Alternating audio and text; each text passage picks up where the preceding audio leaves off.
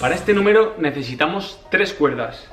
En primer lugar, la cuerda amarilla, a la que le vamos a hacer un nudo, un doble nudo, para que quede bien fuerte.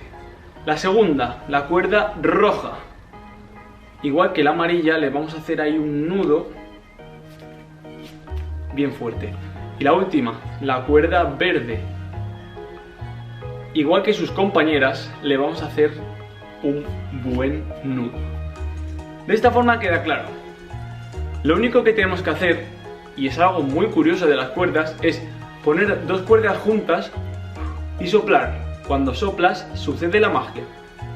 Las 2 cuerdas se enlazan. También es bonito ver cómo, si vuelves a juntar y vuelves a soplar, las cuerdas mágicamente se separan. Lo podemos hacer incluso más difícil, con las 3 cuerdas a la vez. Mirad, podemos coger así, ya sabéis cómo es. Juntar todo, soplar y ahí se enlazan las 3 cuerdas.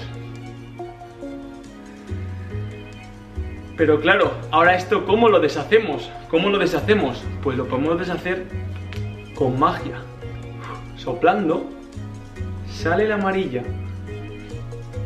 y volviendo a soplar, sale las otras 2 cuerdas, y este es el juego de las cuerdas enlazantes.